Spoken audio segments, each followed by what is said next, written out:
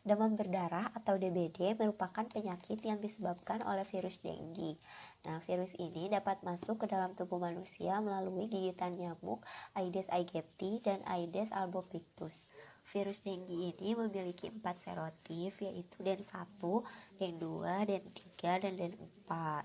Nah, cara pencegahannya biasanya dengan pengendalian faktor penyebabnya, yaitu nyamuk Aedes aegypti tadi. Tetapi pengendalian ini dinilai kurang efektif sehingga dilakukanlah vaksinasi.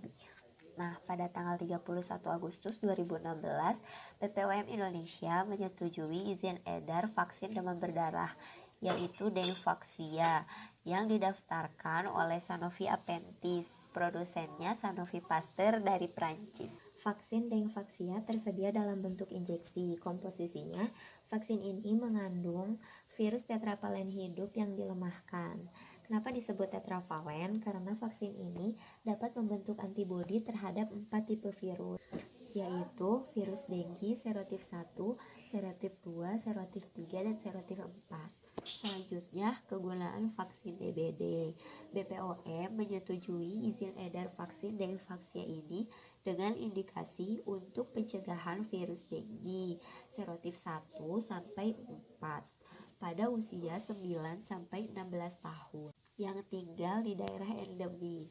Penggunaan vaksin Dengvaxia di bawah umur 9 tahun tidak disetujui karena efikasi vaksin yang rendah dan profil keamanannya tidak cukup baik untuk kelompok umur ini. Sedangkan untuk usia di atas 16 tahun tidak ada data efikasi vaksin, sehingga kemanfaatannya untuk usia di atas 16 tahun ini belum dapat dipastikan. Setelah membicarakan vaksin DBD, kita juga harus tahu tentang penyakit demam berdarah ini. Kita masuk ke patologi demam berdarah. Seperti disebutkan tadi, demam berdarah itu disebabkan oleh virus dengue yang dapat menyebar melalui nyamuk Aedes aegypti, Aedes albopictus sebagai vektor. Dengue tergolong ke dalam genus Flavivirus dari keluarga Flaviviridae.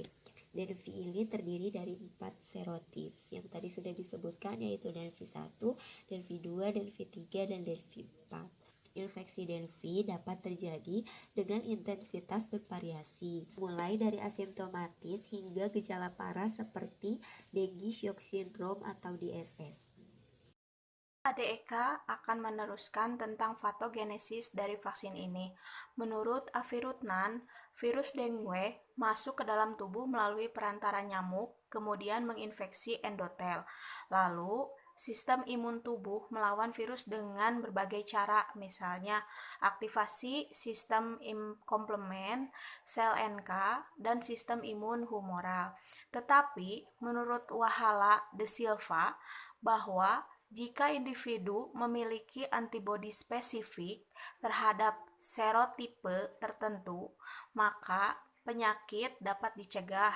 Namun jika antibodi gagal menetralisasi, maka akan terjadi penyakit yang intensitasnya lebih berat. Itu disebut teori hipotesis antibodi dengue enhancement atau disingkat AD. Selanjutnya, patofisiologi dari virus ini.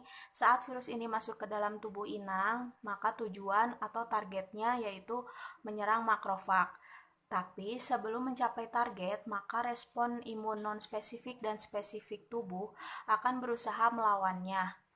Aktivitas komplement pada infeksi ini menyebabkan meningkatnya mediator-mediator yang akan mengakibatkan kenaikan permeabilitas kapiler, sehingga akan terjadi tanda kebocoran plasma cair, hemokonsentrasi atau bintik-bintik merah pada kulit, hipoproteinemia, di mana tingkat protein ini sangat rendah di dalam darah.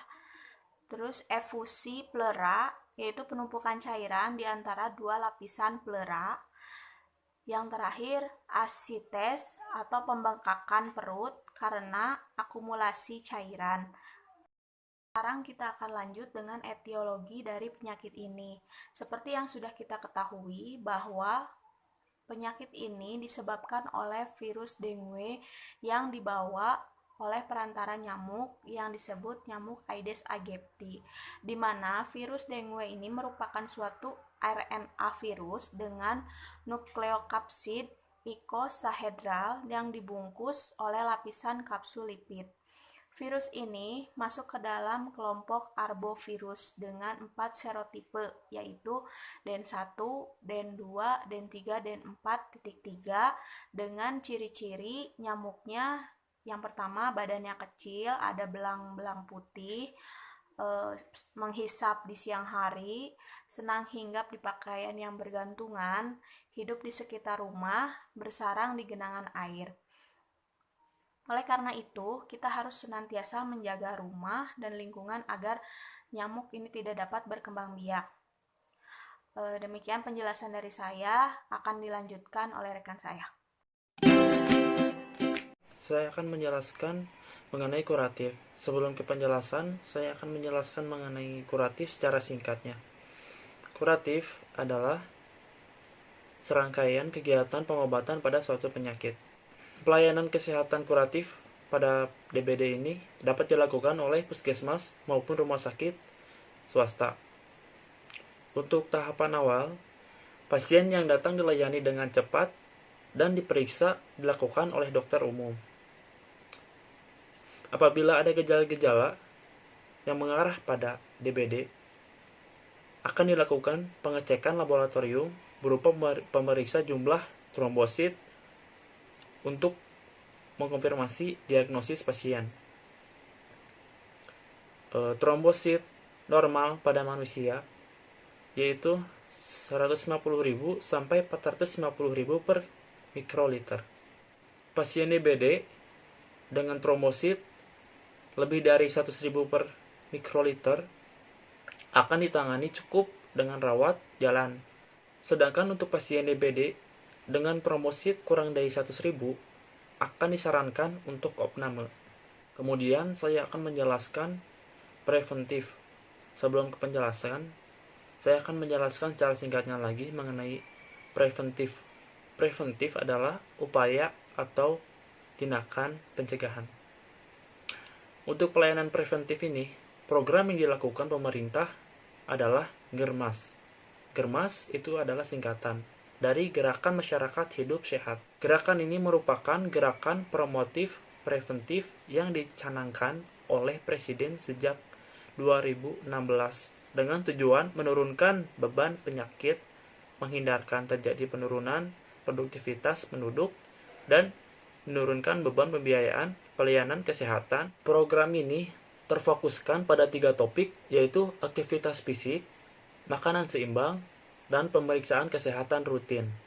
Selain program GERMAS, upaya preventif demam berdarah ini ada juga fogging dan vaksinasi. Fogging adalah penyemprotan pestisida atau insektisida kimia dalam bentuk aerosol. Sedangkan vaksinasi adalah pemberian vaksin ke dalam tubuh seseorang untuk memberikan kekebalan terhadap suatu penyakit. Dan yang terakhir, saya akan menjelaskan mengenai efek samping dan kontraindikasi vaksin DBD. Yang pertama, efek samping lokal. Efek samping lokal ini bisa mengakibatkan nyeri pada lokasi penyuntikan sebesar 32%. Kemudian, bisa mengakibatkan eritema sebanyak 4,1% dan bengkak sebanyak 3,5%. Dan yang kedua, efek samping sistemik. Efek samping sistemik ini bisa mengakibatkan astenia sebesar 25%, demam sebesar 6,8%, nyeri kepala sebesar 39,9%, letih lesu sebesar 24,5%, dan mialgia sebanyak 29%. Dan kemudian, kontraindikasi. Yang pertama, riwayat reaksi alergi berat atau anafilaksis pada pemberian sebelumnya atau komponen yang terkandung pada Dengvaxia. Yang kedua, individu dengan gangguan imunitas seperti imunodefisiensi berat akibat penyakit ataupun terapi.